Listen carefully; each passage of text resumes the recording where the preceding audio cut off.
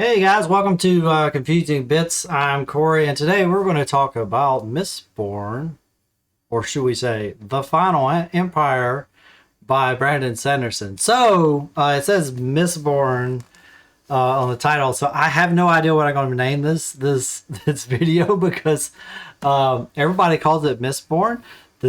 The name of the book is The Final Empire. The name of the series, the trilogy, is Mistborn. So this is the first book of the Mistborn trilogy.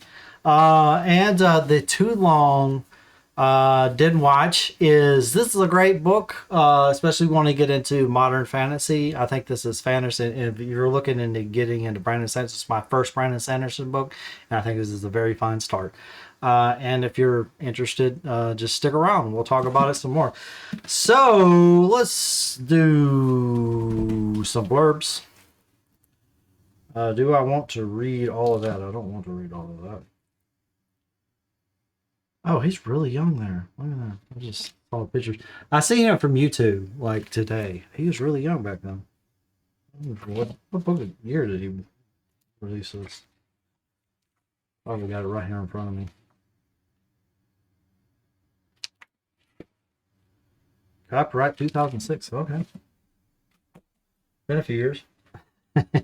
All right. So, blurbs.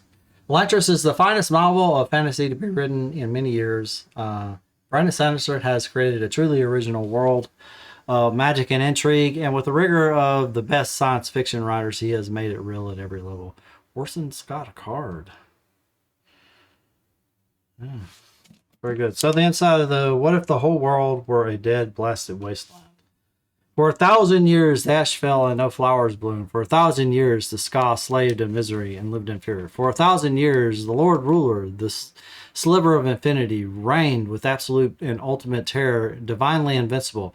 Then when hope was so long lost that not even its memory remained, a terribly scarred, half-broken, half-scar rediscovered in the depths of the Lord Ruler's most hellish prison, Kelsier snapped and found in himself the powers of a Mistborn. A thief, a brilliant thief and natural leader, he turned his talents to the ultimate caper, with the Lord Ruler himself as the mark. And I'm not going to read the rest of that. You get the gist.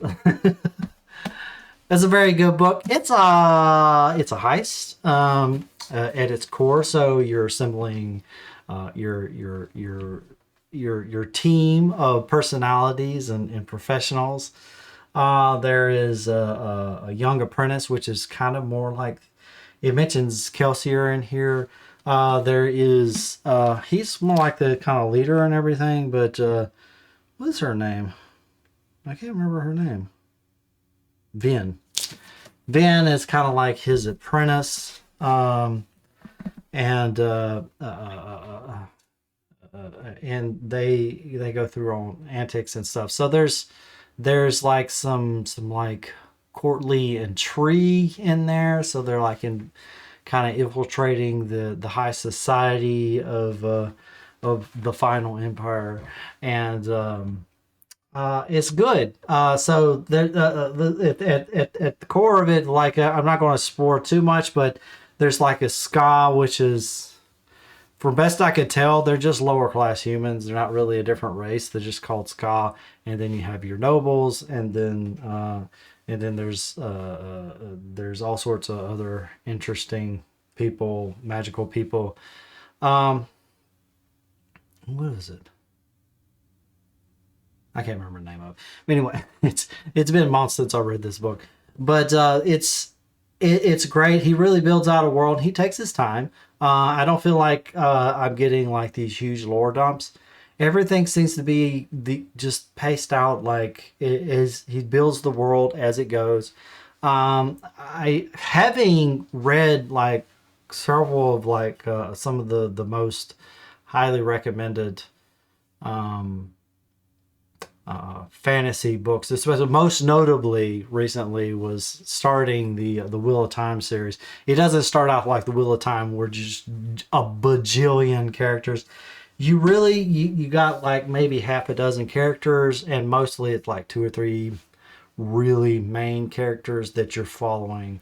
day to day. And I really liked it. The way he built out the characters, he slowly introduced them. They would come like in waves and stuff, and you get like the caricatures. And then as the protagonist goes through the story, she has moments with each one individually, which that's when they take the opportunity to build out those individual characters even more. So it's not like there's not maybe like these long lore dumps. There's no like flashbacks, there's none of those really heavy handed exposition tricks that really kind of, I always find kind of jarring.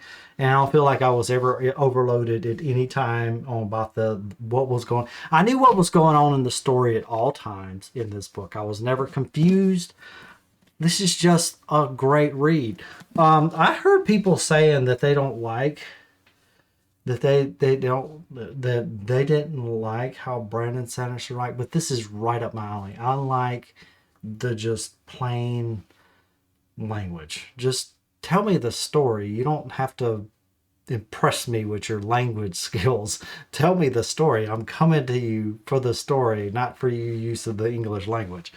And he's a great writer. He uses the English language very well, but he doesn't flaunt it. Like the most notorious example that I come across was like Emma or like the picture of Dorian Gray, kind of the old school stuff where they really flaunt like their vocabulary and writing skill, and it's just it distracts from for me. It distracts from the story. I just love I love the way he writes. Flew through it. I will definitely be continuing more of this series. I started here because I knew it was a limited series, a trilogy, and also Brandon. I started doing this since I started doing this series, going to the author's website and finding out what does he actually recommend to get started. And he at the time he recommended Mistborn to be his starting place, and so that's where I started. And I will be continuing to sit. So at most, I've got a 3-book investment, and I could decide where I want to go with his bigger Cosmere series. I don't know anything about any of those Cosmere stuff or whatever. I haven't spoiled myself on any of that, but the Brandon Sanderson hype is real. It is true, and it is warranted. It's a good book. He's not my favorite author. I don't want to overhype things. He's not my favorite author or fantasy author. I think I enjoyed the R.A. Salvatore books better. And I think I learned R.A. Salvatore from he did a Star Wars books one time because I used to do a whole bunch of Star Wars reading. And so that was where I recognized his name, and ended up doing some of his D&D books, the Dritz series books. I actually like R.A. Salvatore's writing better. So I do like some other writers better than Brandon Sanderson, but he's at the top of the list though. He's great. I really enjoyed his writing style. I love the story.